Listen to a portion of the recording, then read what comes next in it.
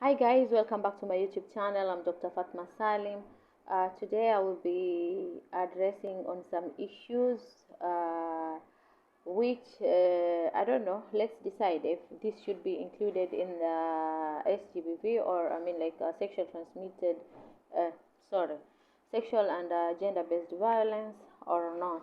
Let's decide together on these cases. Well, I had a patient who came in and she was so furious.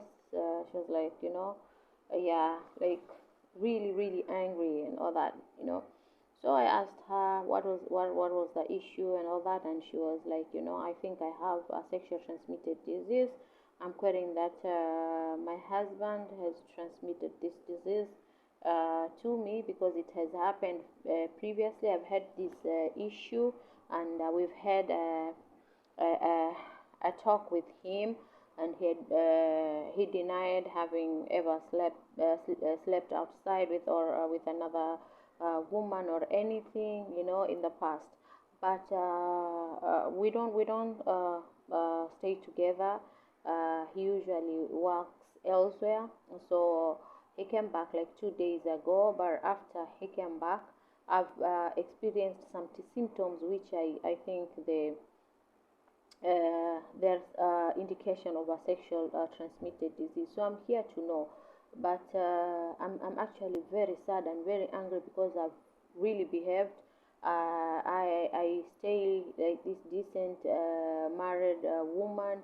I don't indulge in any illegal sexual activities and all that. But for him to come home and for me to experience these symptoms, I'm so angry. And I've literally had a talk with him previously. I've warned him about it, and if this confirms that I have this disease, then I'm gonna deal with him. I'm just gonna leave him. I've had enough and all that and all that. So I was like, okay, first things first, let's just test you and know exactly what the issue was. you know Before even I sent her to go for the test, she broke down and she started crying, like she was in really pain, like yeah, like she was so heartbroken, so emotional and all that. Witnessing her crying and all that, you feel it, you really feel it, like, oh gosh, I don't know. As a doctor, as the person attending to her, you just wish that those tests, will come negative, so that at least you can ease her pain. You can ease in her pain and all that. So I sent her for the investigations, and when she came back, the tests were positive. You know, for the sexual transmitted disease, of course, not HIV, not hepatitis B, but for other sexual transmitted disease. And I'm just there, just looking at her, wondering what to say, because if you tell her that her queries are confirmed, then it's another issue, like you're breaking her marriage and all that. Like it's a yeah. And she had already told you that literally the like she's gonna deal with him, like, and all that. And on the other hand, if you don't tell her, then it's wrong, because she has this sexual transmitted disease, and she needs to get treated and all that. But yeah, so if you don't tell her, then she, at least luckily this time, she hasn't HIV or hepatitis B. She has this other sexual transmitted disease which can be cleared within 1 or 2 weeks, depending on the type of a sexual transmitted disease. So you're just there, but just wondering on what to do and all that. Yeah. So she's eagerly waiting for you to tell her, and you're there. You don't even know where to start. You don't know which route to take and all that. Well, another case is that this guy came in, and he's looking so worried and all that. And then he's like, I'm just here to confirm something. I'm not even here for treatment, but I'm just here to confirm something. Uh, uh, I had I met up with this woman And as we were having fun, we were like intimately, and unfortunately my CD went off while I was inside, but immediately I just replaced it with another one. And but I'm worried. Do you think I might have caught HIV or any other sexual transmitted disease and all that? He's just there looking at you, waiting for answers and all that. So yeah, uh, and he's there full of regrets and all that, because he tells you, I have a decent wife. She just gave birth some she gave birth recently, and I just couldn't persevere waiting and all that, so I went out with my friends. I went out drinking and all that. Before I knew it, I found this lady, and it happened. So I'm here now. I'm wondering. I'm so worried. I don't know what what could have happened to me. I don't know if I've caught the infection or not. So these are the scenarios. These are cases that come to you, and all that. So I thought I should address these cases, so that we see together on the best approach, or the best way for people, to carry themselves when they're out there, when they're misbehaving and all that. You can imagine, like, for the first case, this lady was so heartbroken and all that.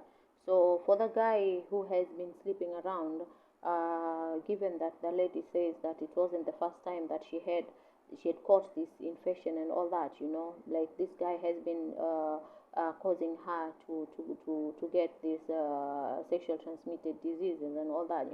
She was so heartbroken. She was so down. Thank God she didn't have HIV or hepatitis B. But it's just a matter of time for someone who is as irresponsible as the guy that had. So this is just an example of those guys who are out there. If you are sleeping around, I'm not encouraging anyone to sleep around. It's very wrong. You only get to do it with your wives and all that. But for those that are not only satisfied with their wives, or for those that are away, and they just have to do it and all that, it is wrong. Just know that it is wrong. Let me just state that clear. I don't want to be caught, to be quoted or to contradict anything, but it is very wrong. But if you just have to do it, then be responsible enough. Just put on some protective gear. And not just that, immediately before you even go back to your wife, or before you go back to your husband, just get checked. Ensure that you do not have this sexual transmitted disease before you go and sleep with someone innocent, causing them to go through a lot of pain and all that. I've had cases whereby people have been transmitted HIV by their wives or by their husbands and all that. That is being irresponsible. Just protect yourself as much as you can, and check yourself regularly, so that you don't infect someone as innocent as that. And if you just have to get drunk, to go get drunk and all that, at least ensure that you are protected. You have good protective materials, yeah, if I may use that word and all that.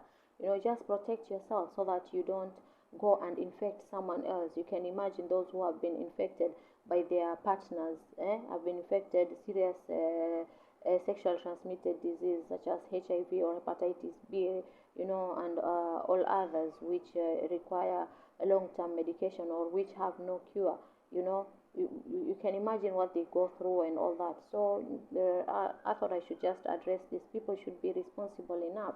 Just get checked regularly, and when you go and sleep with someone else, just ensure that you have protective gears, so that at least you don't get infected and then carry it to the person who is really genuine, and preserving herself or himself for you. Yeah. So I don't know, but this is one of I would consider this as one form an SGBV, because someone just goes and sleeps anyhowly and then comes to you with these infections and all that. They're abusing your trust, they're abusing you, like they're causing you to go through a lot of things, causing uh, a lot of issues to you, causing you to be taking medication, maybe lifetime medication and all that and all that. So I think this is one form of an SGBV, which should as well be addressed fully, so that at least people do not suffer in silence, because a lot of people who have been infected and all that, knowing that people have stigma or about HIV and HBV, so people don't come out clean, like to talk about their issues and all that.